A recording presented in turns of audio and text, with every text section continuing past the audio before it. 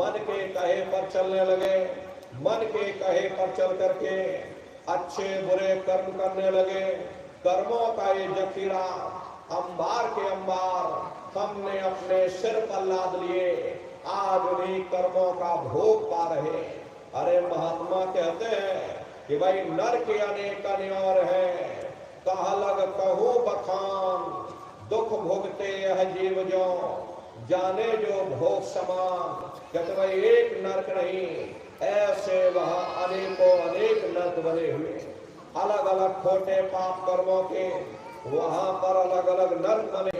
ये जीव अपने अपने कर्म के अनुसार अनंतों अनंत युगों तक, वर्षों की बात नहीं कर रहे, अनंतों अनंत युगों तक जीव नरकों की आत्माएं भोगता रहता। और नरकों की आत्माएं भोगने के बाद में इसी जीवात्मा को सीधे मनुष्य शरीर नहीं दिया जाएगा, बल्कि इसे 4 खान 84 लाख योनियों में फिर डाला जाएगा। जैसे बच्चा होता है, बच्चा पहले कक्षा 1 पास करेगा, फिर कक्षा 2 में जाएगा, ऐसे ही वहां पूरा चैनल बना है।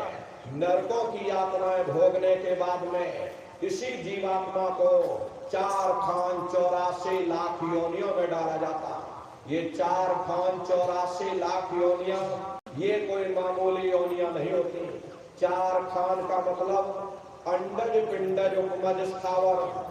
ये 4 खाने पहली श्रेणी पेड़ पौधों की आती है, जिनके अंदर पानी का तत्व मौजूद होता।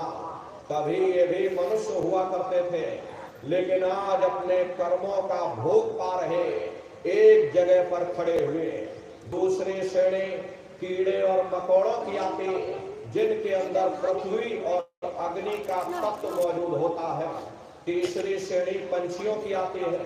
चौथी चौपाई जानवरों की आती है। ये 4 खाने हैं, इनकी अलग अलग कुल 84 लाख योनियां हैं। अब आप पेड़ पौधों को देखो तो नीम का पेड़ अलग है, आम का पेड़ अलग है, पीपल का पेड़ अलग है। ऐसे ही अलग अलग प्रजातियों के कीड़े मकोड़े, अलग अलग प्रजातियों के पशु पंछी, कुल मिलाकर 84 लाख योनियां।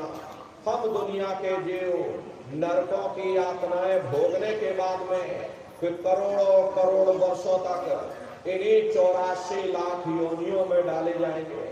मामूली कष्ट नहीं होता है। अरे हमको आपको गर्मी लग गई, सर्दी लग गई, अब जब ठंड का मौसम आया हमने आपने कंबल ओढ़ लिया, लेकिन बेचारे उन जानवरों को देखो, एक एक निवाले के लिए ठंड में नंगे घूम रहे।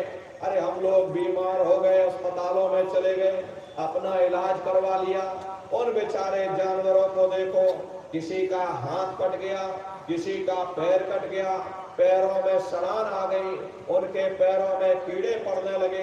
कौन उनकी पुकार सुनने वाला, कौन उनकी दर्द भरी आवाज को सुनने वाला, कौन सी अदालत में जाकर वे बेचारे दरवाजा खटखटाएं, कौन मजिस्ट्रेट उनकी फरियाद को सुनेगा। अरे प्रेमी भाई बहनों, कोई सुनने वाला नहीं, बड़ा भारी कष्ट।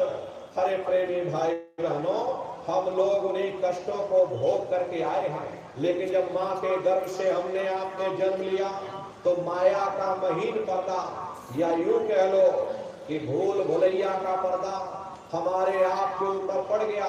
हम लोग अपने पिछले जन्मों के उन कष्टों को भूल गए और फिर बुरे खोटे कर्म करने लगे।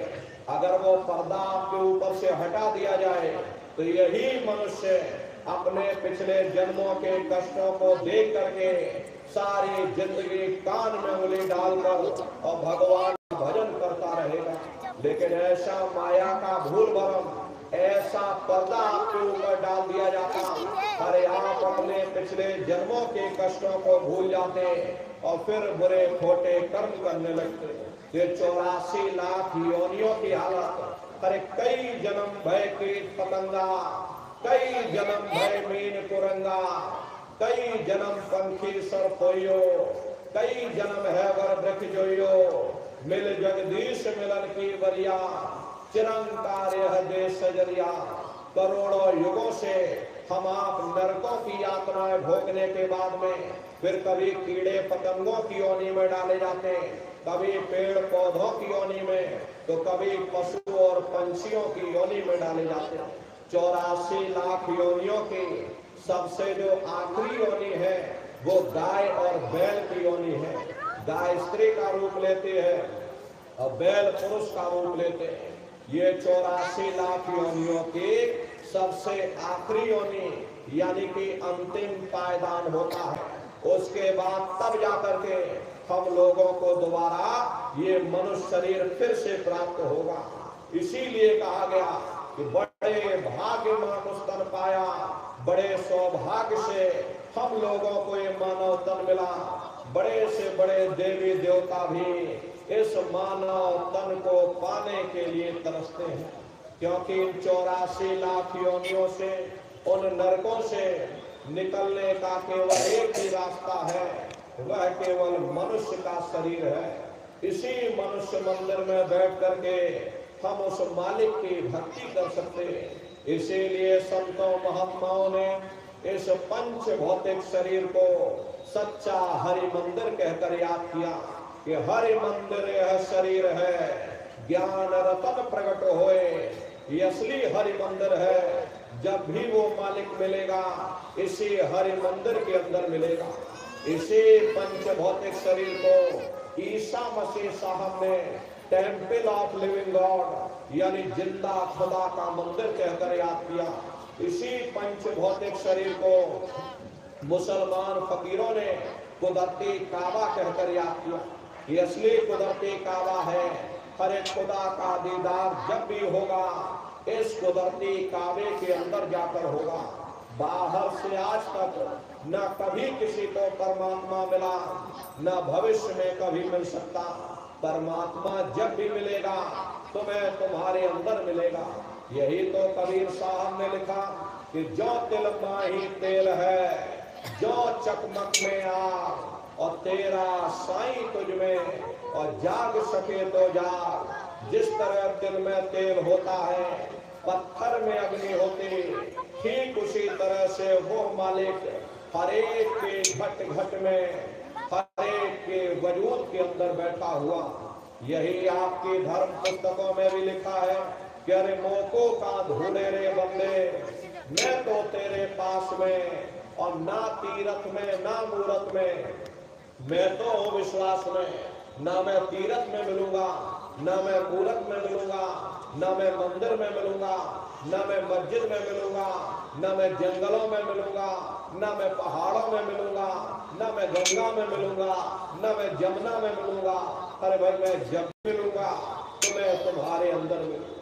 लेकिन हम जीवों का दुर्भाग्य है कि हम दुनिया के जीव उस मालिक की खोज बाहर दुनिया में कर रहे हैं। कोई जंगलों की तरफ भाग रहा, कोई पहाड़ों की तरफ भाग रहा, कोई कहीं कोई कहीं, कोई मंदिर कोई मस्जिद, कोई गंगा कोई जमुना, कोई व्रत या उपवास करने में लगा कि चलो व्रत या उपवास ही कर लेंगे, शायद उसी से मालिक मिल जाए। खरे प्रेमी भाई बहनों, व्रत या उपवास करना अच्छी बात है, इससे शरीर हल्का होता है, काया निरोगी रहती। लेकिन अगर हम ये सोच लें कि हम व्रत या उपवास करके उस मालिक को प्राप्त कर लेंगे तो यह कभी संभव नहीं हो सकता। एक आदमी का प्रण था, वह रोज दिए में तेल भर करके और पाक करना शुरू कर देता था, और जब तक दिया बुझ न जाए वह रोटी नहीं खाता। उसने यही प्रतिज्ञा ले रखी थी कि हम रोज दिया जला करके और पाठ करते रहेंगे, और जब तक दिया बुझ नहीं जाएगा हम रोटी नहीं खाएंगे। और घर में नई बहू आ गई, उसे रस्म रिवाज का पता नहीं था। जो दिए में तेल खत्म होने को आया उसने लाकर और तेल भर दिया। अब आदमी बेचारा भूखा प्यासा